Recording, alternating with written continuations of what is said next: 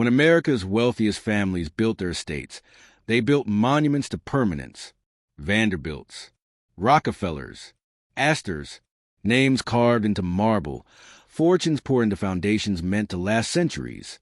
But this mansion, hidden deep in the New Hampshire wilderness, its stone towers rising through morning mist like the ruins of a forgotten kingdom, became something else entirely. Not a monument to success, but a tomb for an empire. The estate was called Rosehaven Hall, and by the time it was finished, it had consumed the family that built it. This is the story of the Kingswells, one of America's most powerful dynasties of the early 1900s, a family whose wealth came from steel-hulled ships and transatlantic trade, whose influence reached into boardrooms and government offices, whose name once commanded respect in every corner of American industry, a family that should have been unshakable. But they made one fatal mistake. They believed the house could secure a legacy. Instead, it destroyed one. The warning signs appeared early, though no one wanted to see them. When construction began on Rosehaven Hall in 1908, the Kingswell shipping empire was at its peak. 27 vessels bearing the family crest crossed the Atlantic. Steel fabrication plants churned out profits. 2 banks carried their name. A railway line connected their holdings. Financial newspapers called them the family that could not fall. The patriarch's son, Elias Kingswell II, had recently returned from a grand tour of Europe, visiting Versailles, Blenheim Palace, the hunting lodges of Austria, the winter palaces of Germany. He came home obsessed, not with business, not with expansion, but with something deeper, something he could barely articulate. The belief that America's new money lacked gravitas, that wealth without architectural legacy was hollow, temporary, forgettable. A family's worth, he told his father, is measured by what it leaves behind. So he purchased 3,200 acres of pristine New Hampshire countryside and announced his vision, an estate that would rival the greatest homes of Europe, a palace that would anchor the Kingswell name for generations. His father warned him. His brothers questioned the cost. Even the bank manager who had serviced a family for decades pulled him aside and said quietly, "Your son is building faster than you can finance." Elias dismissed them all, because to him, Rosehaven Hall was not a house. It was destiny. Construction consumed the countryside. 800 laborers arrived. Stone quarries were dedicated entirely to the project. Workshops sprang up across the grounds, for ironwork, for stained glass, for hand-carved marble panels. Italian masons lived in temporary villages built specifically to house them during the years-long construction. The estate grew, and grew, and grew. 178 rooms, 6 grand halls, a winter garden with a glass dome shipped in pieces from France, a music conservatory with acoustics designed by the same architect who built Boston's finest cathedral, guest suites larger than most family homes, a stable complex inspired by Schönbrunn Palace. Every week, Elias changed plans, added wings, demanded rare materials, marble from the Vatican's quarries, gold leaf ceilings applied by hand, parquet floors inlaid with exotic woods that had to be sourced from 3 different continents, stained glass windows crafted by German guilds and transported across an ocean. The house became a patchwork of European fantasies, each wing inspired by a different palace Elias had visited, stitched together with ambition and an unshakable belief that grandeur required no restraint. But beneath the marble and gold, something darker was happening. Supply costs doubled, then tripled. Imported materials arrived damaged, requiring costly replacements. The Kingswell shipping business, stretched thin by rising competition and international instability, began showing cracks.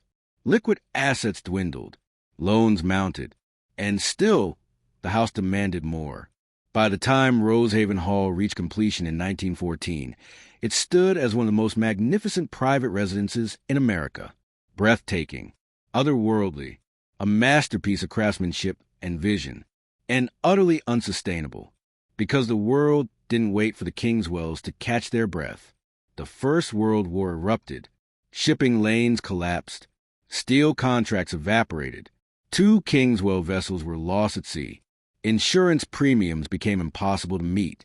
And this estate, this colossal, beautiful, hungry thing, required 60 groundskeepers, 100 support staff, heating systems that consumed fortunes, and constant repairs because the imported materials were never meant to survive American winters.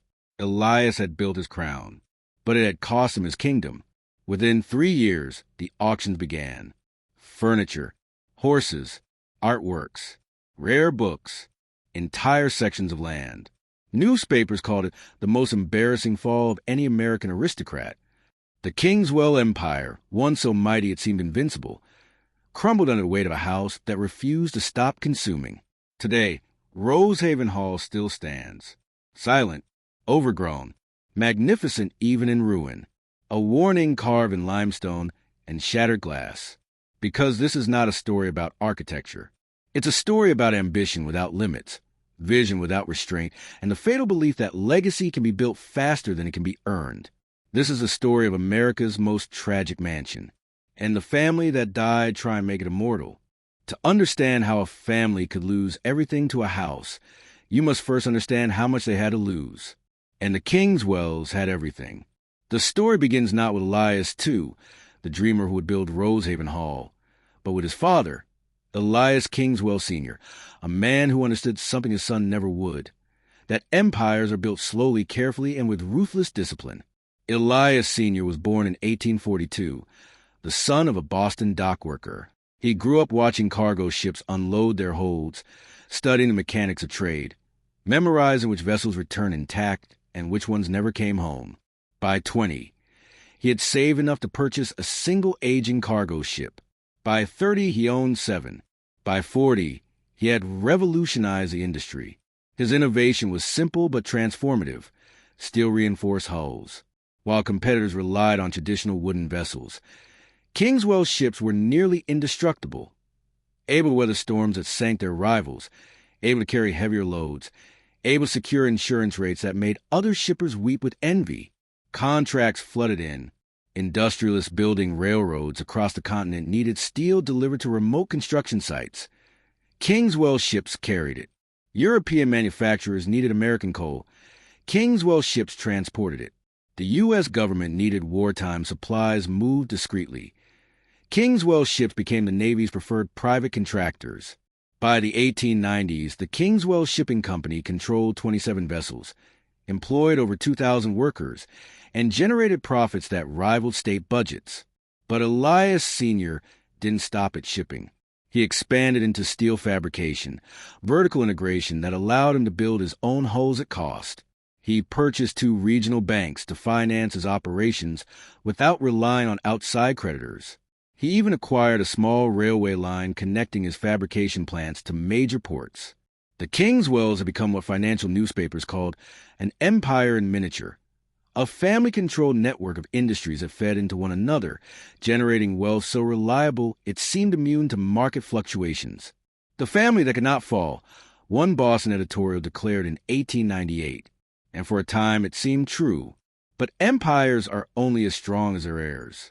Elias Kingswell, II, was born in 1879, the eldest son and presumed successor to the family business. But from the beginning, he was different. Where his father saw shipping routes and profit margins, Elias too saw only the grime, the noise, the endless pragmatism of an industry built on steel and seawater. He wanted beauty. He wanted culture. He wanted to prove that the Kingswells were not just wealthy, they were refined. His father tried to mold him into a businessman, brought him to the docks, walked him through balance sheets, explained the intricacies of hull design and international contracts. But Elias II's mind was elsewhere. He read poetry, studied European architecture, spent hours sketching imaginary estates in the margins of shipping ledgers.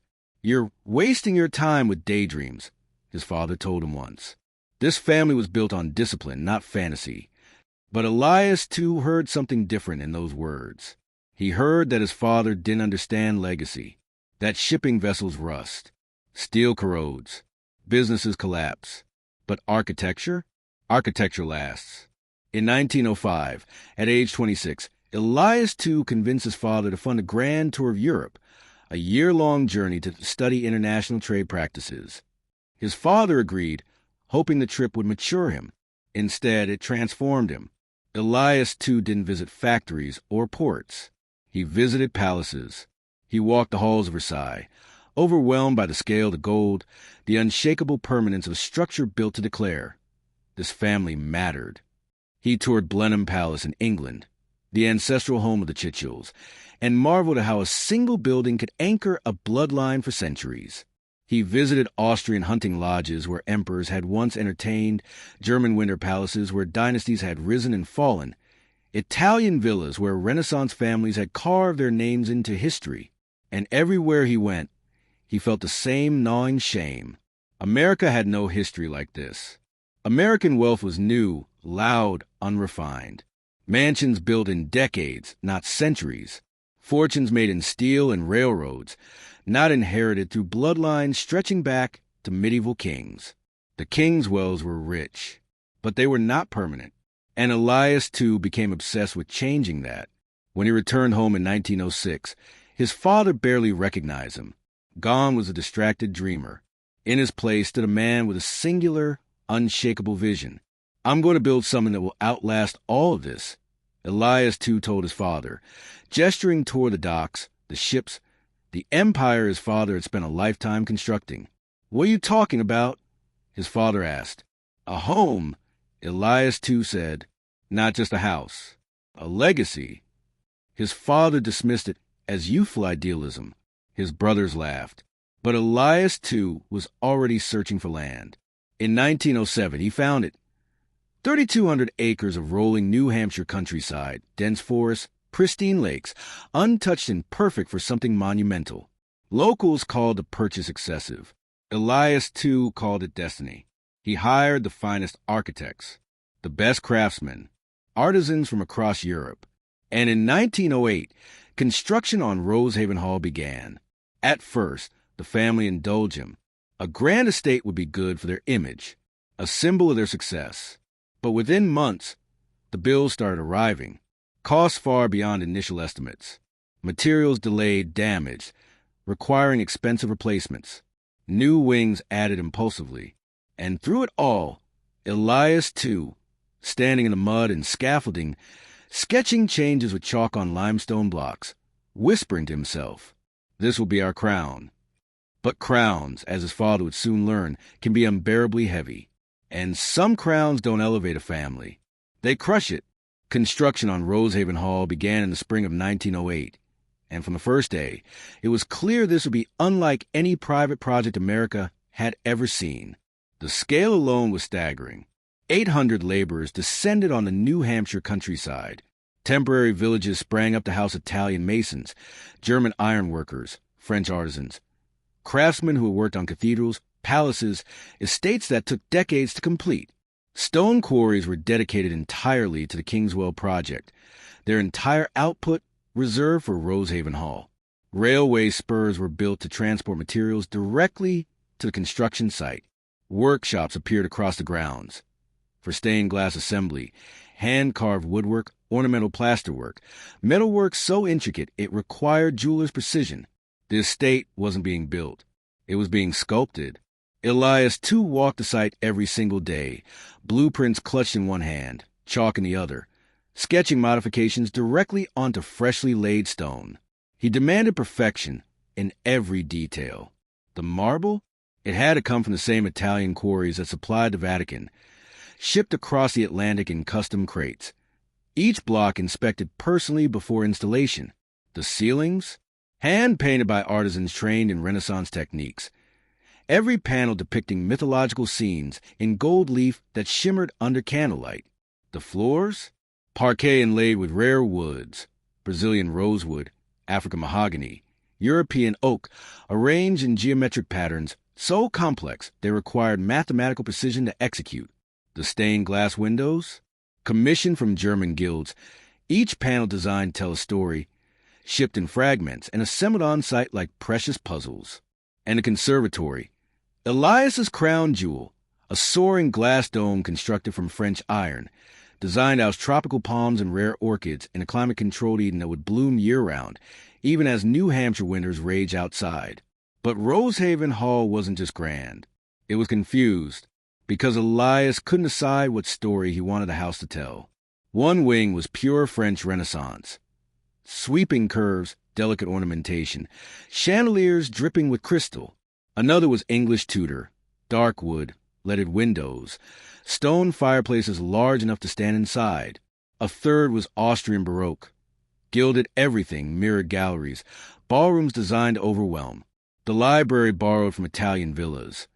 Coffered ceilings, marble columns, frescoed walls.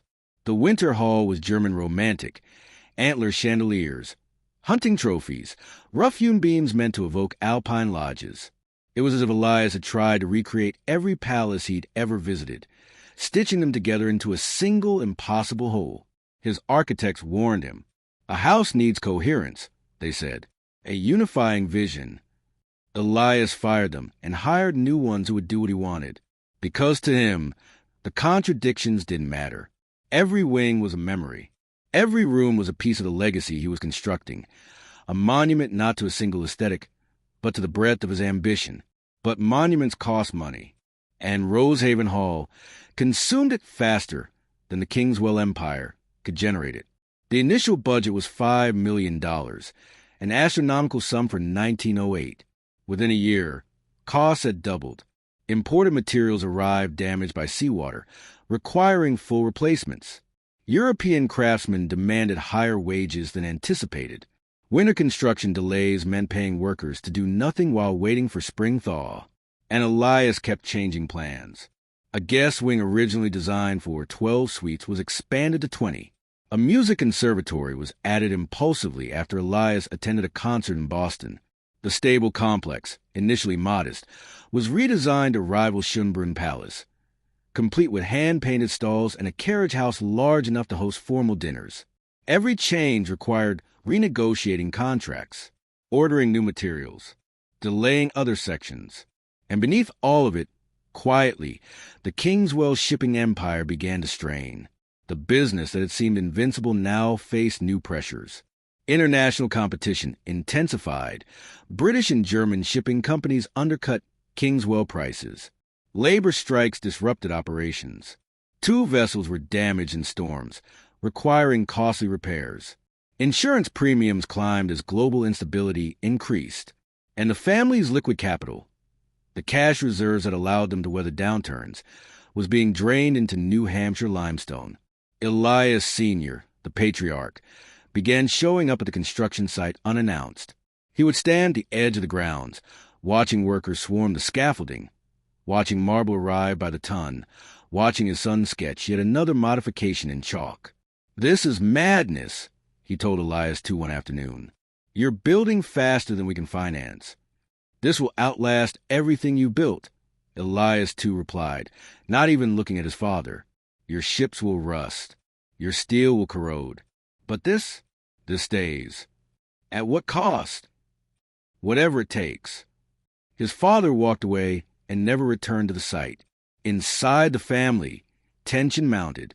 Elias's wife, Margaret, began referring to the estate as the other woman, the obsession that consumed her husband's attention, his energy, his sanity. His brothers, who ran day-to-day operations of the shipping business, quietly began selling off non-essential assets to cover the mansion's costs. The bank manager who had serviced a family for decades requested a private meeting and presented a ledger showing the Kingswell Empire's finances in red. "You cannot sustain this," he said simply. Elias, too, pushed the ledger away. "You're thinking in quarters and fiscal years," he said. "I'm thinking in centuries." But centuries don't pay for marble. By 1912, Rosehaven Hall was 70% complete. The exterior stood finished, a sprawling masterpiece of limestone and glass, towers reaching skyward, wings extending in every direction like the arms of some architectural deity. Inside, sections gleamed with completed grandeur, ballrooms with mirrored walls, libraries with hand-carved shelving, guest suites so luxurious they could house royalty. But other sections remained skeletons, exposed beams, unfinished plasterwork, rooms outlined in chalk but never realized. The house had become a strange hybrid, part palace, part construction site, part monument, part ruin. And still, Elias insisted it continue. "We're so close," he would tell anyone who questioned him. "Just a little more time." But time was the one thing the Kingswells no longer had, because while Elias built his dream in the New Hampshire wilderness, the world outside was preparing to tear itself apart. And when it did, Rosehaven Hall, this magnificent, impossible, half-finished crown, would become the anchor that dragged an empire to the bottom. Rosehaven Hall was completed in the summer of 1914, 178 rooms, 6 grand halls, a winter garden that defied the seasons, guest suites fit for emperors, a stable complex that rivaled European palaces. It was breathtaking, and it was finished just in time to watch the world collapse. On June 28, 1914, Archduke Franz Ferdinand was assassinated in Sarajevo. Within weeks, Europe was at war, and within months, the Kingswell Empire, already stretched dangerously thin by years of construction excess, began to unravel. The first blow came from the sea. Transatlantic shipping routes, the lifeblood of the Kingswell fortune, became killing fields. German U-boats prowled the waters. British naval blockades strangled trade.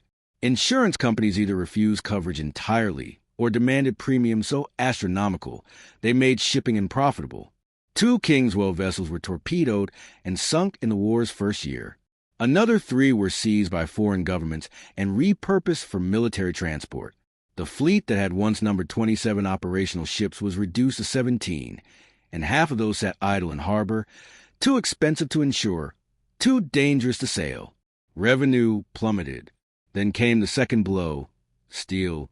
The Kingswell fabrication plants, which had once enjoyed steady contracts building commercial hulls, now faced military competition. The U.S. government redirected steel production toward warships, tanks, munitions. Private contracts dried up overnight. Worse, the cost of raw materials skyrocketed.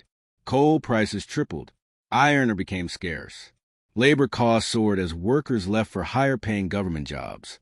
The plants that had generated millions in profit now operated at a loss, kept running only to avoid the stigma of closure. And then there was Rosehaven Hall. This state didn't care about war. It didn't care about collapsing revenues or seized ships or military steel contracts. It only cared about being fed. 60 groundskeepers maintained the gardens. 100 support staff ran the house. Cooks, maids, footmen, stable hands, heating engineers, electricians. The conservatory required constant climate control, coal-fired boilers running day and night to keep tropical plants alive through New Hampshire winters. The imported materials, never designed for American weather, required endless maintenance. French iron rusted. Italian marble cracked in the cold. German stained glass leaked in storms. Repairs cost as much as original construction. And Elias, too, who had once promised a house would pay for itself through its prestige, discovered something devastating. Prestige pays nothing. By 1915, the family was burning through cash reserves at an unsustainable rate. Elias Sr., the patriarch who had built the shipping empire, called an emergency family meeting. He was 73 years old, gaunt, exhausted, his life's work crumbling faster than he could shore it up. "We must sell the estate," he said, his voice barely above a whisper. Silence filled the room. Then Elias, too, stood, his face flushed with rage. "Sell it? This is our legacy. This is bankrupting us," his father shouted, slamming his hand on the table. "We are hemorrhaging money. The ships are idle. The steel plants are losing contracts. And that house, that monument to your vanity, is consuming what little we have left. It will survive," Elias too said, his voice trembling. "Long after the ships are gone, long after—" "There won't be anything left to survive," his father roared. "You built a palace we cannot afford. You built it on borrowed time and borrowed money, and now the bill has come due." But Elias, too, refused to listen. He stormed out of the meeting and returned to Rosehaven Hall, where he locked himself in the library for 3 days. When he emerged, he had a plan: sell assets to keep the house. And so the auctions began. First, they sold the non-essential properties: summer homes, city penthouses, investment properties accumulated over decades. Then they sold the furniture from Rosehaven Hall's guest wings: French antiques, Italian sculptures, rare tapestries. Rooms that had cost fortunes to furnish were stripped bare. Then the horses, the carriages, the art collection Elias II had spent years assembling. Then the rare books from the library, first editions, medieval manuscripts, volumes worth more than most people earned in a lifetime. Newspapers covered every sale with headlines that humiliated the family. Kingswell Empire in decline. America's aristocrats reduced to auctions. The most embarrassing fall of any American dynasty.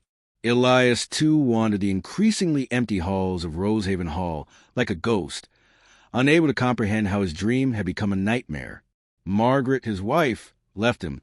She packed her belongings, took their 2 children, and moved her family's estate in Connecticut. "I can't watch you destroy yourself for a house," she told him on the day she left.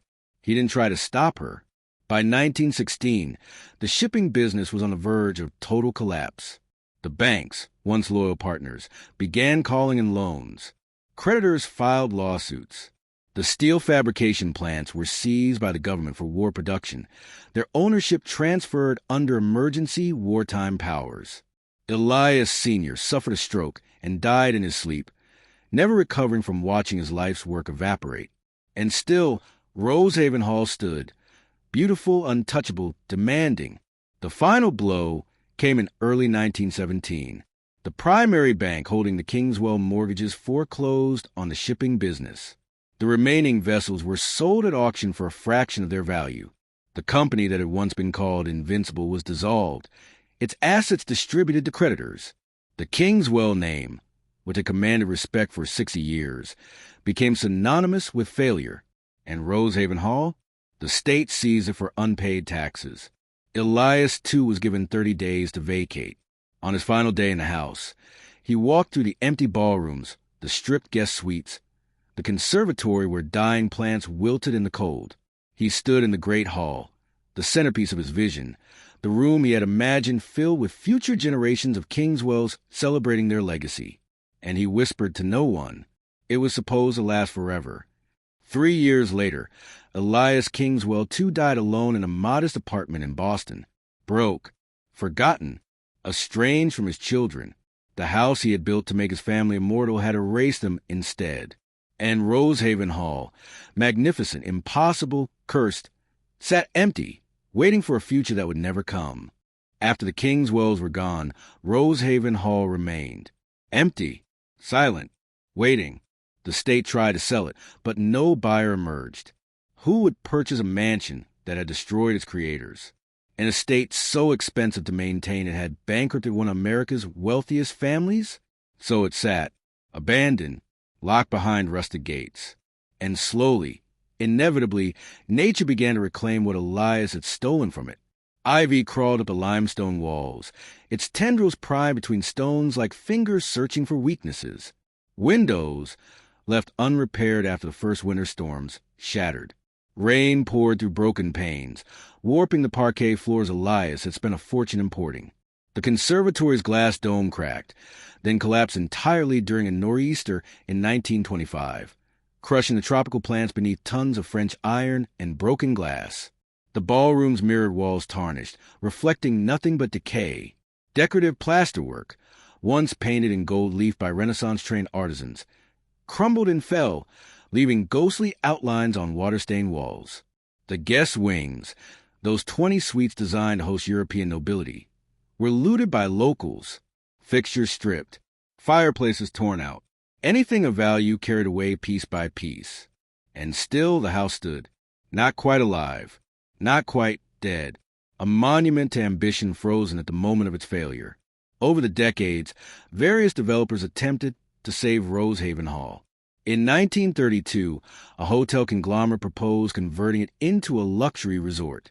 They spent months drawing plans, calculating costs, negotiating with preservationists. Then the Great Depression deepened, and the project collapsed before a single repair was made. In 1948, a group of historians fought to turn the estate into a museum, a testament to Gilded Age excess, a cautionary tale about unchecked ambition. They raised funds, organized volunteers, began preliminary restoration work on the Great Hall. Then a fire broke out in the West Wing. Arson, investigators suspected, though no one was ever charged. The damage was catastrophic. The museum project died with it. In 1967, a preservation society managed to secure funding for a complete restoration. They hired architects, assembled crews, planned to return Rosehaven Hall to its original glory. But when contractors began work, they discovered the foundation was compromised. Decades of neglect had weakened the structure beyond repair. The estimated cost to stabilize the building exceeded $12 million, more than twice what Elias had spent building it. The project was abandoned within 6 months, and so Rosehaven Hall remained too expensive to restore, too historically significant to demolish, too haunted by tragedy for anyone to want it. The locals developed their own relationship with the ruin. Teenagers dared each other to break through the gates, to explore the collapsing wings, to stand in the great hall where Elias Kingswell had once believed his family would gather for centuries.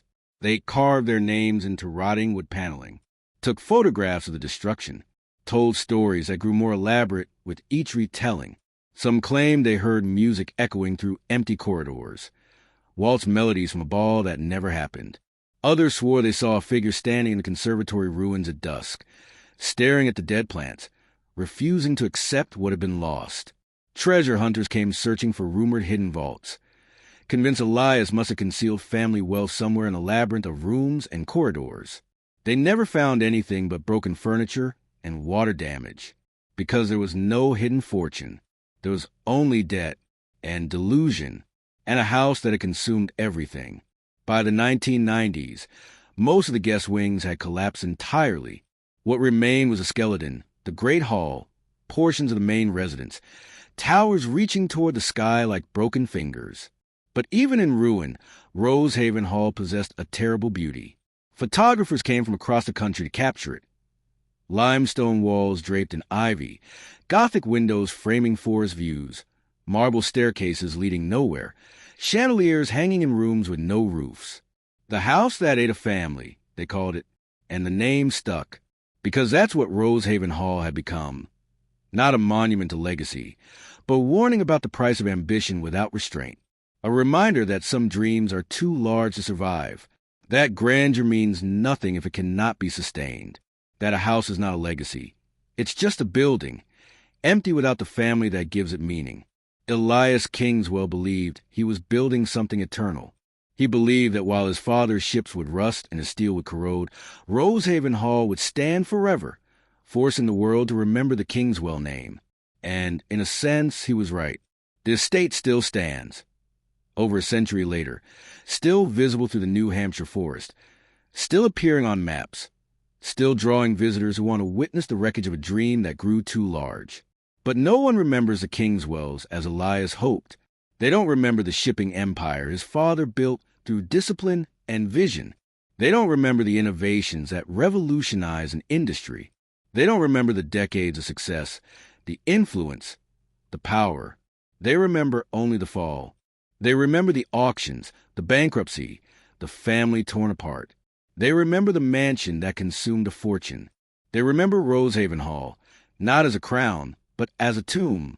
Today, the estate remains in legal limbo. Ownership is disputed. Preservation efforts languish. The structure continues to decay, slowly collapsing under the weight of its own impossible ambition. And perhaps that's the only fitting end. Because Rosehaven Hall was never meant to be lived in. It was meant to be a monument. And monuments, by their nature, belong to the dead. Elias Kingswell wanted to build something that would outlast everything. His father's ships, the changing world, even mortality itself. And he succeeded. Rosehaven Hall will stand long after the last person who remembers the Kingswells has died. Long after the reasons for its construction have been forgotten. Long after the tragedy that birthed it fades into history. It will remain magnificent, broken, cautionary, a cathedral to hubris, a palace of regret, a dream carved in limestone that became a warning carved in ruin, because in the end, Elias Kingswell did build his legacy, just not the one he imagined.